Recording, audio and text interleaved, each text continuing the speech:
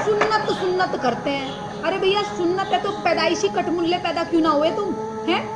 यहाँ आ गए तो तुम सरकमसाइज कराते हो, बच्चा पैदा होने के बाद तो कटवाते हो। बेवकूफ आदमी, अगर तुम इतने ही ऊपर से आए हो तो फिर नीचे क्यों कटवाते हो? ऊपर से कटा हुआ लेकर आओ। सवाल किया कि अगर खतना करना ज़रूरी है तो जब पैदा इंसान होता है उसी वक्त क्यों नहीं खतने के साथ पैदा होता है? अच्छा सवाल है। और खतना करना क्या ज़रूरी है, ये सवाल पहले पूछा गया था।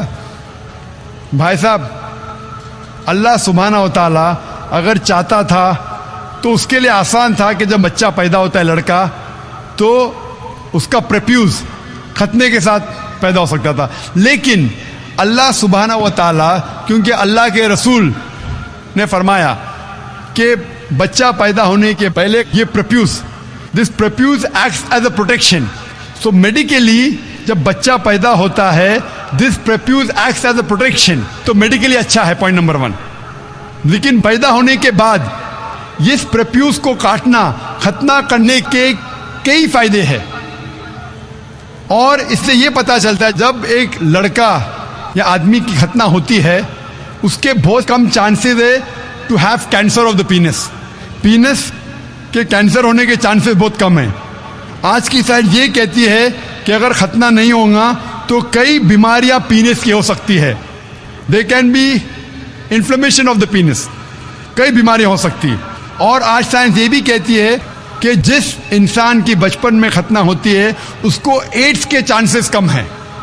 लेकिन अल्लाह सुब्हानहू व तआला ने क्यों इंसान को जब पैदा हुआ लड़का तो खतने के साथ क्यों नहीं पैदा किया? पॉइंट नंबर 1 मैंने कहा कि मेडिकली इट प्रोटेक्ट्स, तो प्रोटेक्शन नहीं रहेगा। और दूसरा, ये अल्लाह के रसूल की सुन्नत है। उनने कहा कि लड़के की खतना होना चाहिए। अल्लाह ताला देखना चाहता है कि आप उसके पैगाम पे अमल करते हैं क्या नहीं, उसके पैगाम पे अमल करते हैं क्या नहीं। मिसाल के तौर पे कई चीज अल्लाह ने बनाई। जहर, आप पूछेंगे कि जहर पीना हराम है, तो अल्लाह ने जहर क्यों बनाई? अल्लाह ताला ने कहा है कि आत्महत्या करना हराम है। अल्लाह देखना चाहता है कि आप उसकी तालीमात पे अमल करते हैं क्या नहीं, उसके अहकामात पे अमल करते हैं क्या नहीं। तो ये भी आपके लिए टेस्ट है कि do you follow the teachings of Allah and his रसूल और नॉट। बट खतना करना जैसा मैंने कहा फर्ज नहीं है, लेकिन करेंगे तो एक अहम सुन्नत है, आपके बहुत से फायदे हैं। Hope the answer the question. आपने बोला है कि जो इस्लाम कबूल करता है उसके हजारों गुनाह माफ हो जाता है, मगर मेरे हिसाब से सबका मालिक एक है और एक मालिक होते हुए किसको ये नज़र से देखता है और किसको वो नज़र से देखता है। हिंदुओं को माफ नहीं करेगा और जो इस्लाम धर्म स्वीकार करता है उसको माफ कर देगा। ये कौन सा ऊपर वाले का कानून है जो मेरी समझ में नहीं आ रहा है? बहुत अच्छा सवाल, बहुत अच्छा सवाल। मालिक एक तो सारे इंसानों के लिए अदल भी एक होता है। बहुत अच्छा सवाल, बहुत अहम सवाल। भाई का सवाल है कि ये किधर का मुसलमानों को माफ करता है, हिंदू को नहीं माफ करता है। मैंने आपसे कहा कि जो इंसान नाम का मुसलमान है, उसका नाम मोहम्मद अब्दुल्ला जाकिर है, तो वो काफ़ी नहीं जन्नत में जाने के लिए। मुस्लिम का मतलब वो इंसान जो अमन हासिल करता है अपनी ख्वाहिश, अपनी मर्जी से खुदा के अहकामात पे अमल करने के बाद। यानी जो इंसान अपने मालिक के अहकामात पे अमल करता है वो सच्चा इंसान है। वो नाम का क्या है उसका मैं कोई लेना देना नहीं। यहां मैं कह रहा हूं कि जो इंसान अल्लाह के अलावा किसी के साथ शिर्क कर रहा था, आज शिर्क करना छोड़ दिया, आज उसके गुनाह माफ होंगे। चाहे कोई भी हो, आप भी अगर कहते कि मैं शिर्क करना छोड़ दूंगा, अल्लाह के अलावा किसी और की इबादत नहीं करूंगा जो हिंदू मजहब की किताब में लिखा है, और मैं मानूंगा आखिरी पैगंबर मोहम्मद सल्लल्लाहु अलैहि वसल्लम में, चाहे आप ईसाई है, चाहे आप हिंदू है, चाहे आप यहूदी है, आज आप अगर अपने मालिक का कहना मानेंगे तो आपका मालिक आपको माफ करेगा। लेकिन अगर आप कहेंगे मेरा मालिक एक, लेकिन मालिक का कहना नहीं मानेंगे तो मालिक कैसा माफ करेगा? मिसाल के तौर पे एक एग्जामिनेशन होता है, टीचर सारे तालिबे इल्म के लिए बराबर है। टीचर एक साल के लिए सारे तालिबे इल्म, सारे स्टूडेंट्स को सिखाता है, बराबर। लेकिन एग्जामिनेशन में जो टीचर पूरे साल भर सिखाता है, जो तालिबे इल्म वो टीचर के सिखाए मुताबिक एग्जामिनेशन पेपर में लिखता है वो पास हो जाएगा। जो तालिबे इल्म टीचर जो सिखाता है उसके खिलाफ काम करता है तो टीचर क्या उसको पास करेगा?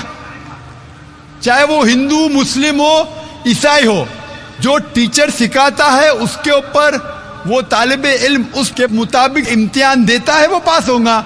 आपका मालिक हमारा मालिक एक है, सारी किताबों में लिखा है, हिंदू मजहब की किताब में, यहूद मजहब की किताब में, ईसाई मजहब की किताब में, इस्लाम मजहब की किताब में, सिख मजहब की किताब में कि मालिक एक है।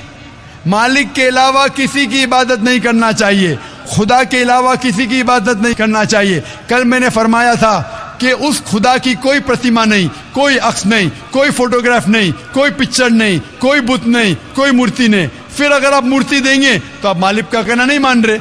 तो अगर आप मालिक का कहना मानेंगे, आपका नाम कुछ भी हो, मोहन हो, कुछ भी हो, शंकर हो या अब्दुल्ला हो, अगर आप मालिक का कहना मानेंगे तो आप सचमुच उस मालिक के बंदे हैं। अगर आप मालिक का कहना मानेंगे तो आपके गुनाह माफ हो जाएंगे। तो ये अरबी में कह रहा हूं कि मुस्लिम तो लोग को ये लफ्ज से नफरत है। अगर नफरत है तो मैं मुस्लिम लफ्ज को निकालता हूं, मैं ये कहता हूं जो भी इंसान अपने मालिक का कहना मानता है उसे अरबी में कहते हैं मुस्लिम। लेकिन आपको मुस्लिम शब्द से नफरत है, मुस्लिम शब्द को निकाल दो। मैं ये कहूंगा जो खुदा के अहकामात पे अमल करता है, खुदा के कलमात पे अमल करता है, ये मानता है कि खुदा एक है, उसके अलावा किसी की पूजा नहीं करना चाहिए, वो इंसान के गुनाह वो मालिक माफ करेगा। आप अगर मानेंगे खुदा एक है, आप मानते खुदा के अलावा किसी और को पूजना नहीं चाहिए, मानते? हाँ क्या नहीं मानते?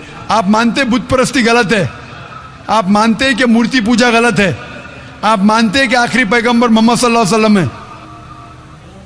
नहीं मानते। बोलते हैं जैसे शिव शंकर को पैगंबर बोलते हैं, जैसे साईं बाबा को ये सब जो पैगंबर हो गए, ये हर फरिश्ते ऐसे ऐसे आते गए। आपने मेरी 15 तारीख की तकरीर सुनी? मैंने नहीं सुना। मोहम्मद सल्लल्लाहु अलैहि वसल्लम का जिक्र मुख्तलिफ मजहबी किताबों में, आप कैसेट लीजिए, मेरी तकरीर है मोहम्मद सल्लल्लाहु अलैहि वसल्लम का जिक्र मुख्तलिफ मजहबी किताबों में। इसमें मैंने साबित किया हूं कि मजहबी किताब बदलने के बावजूद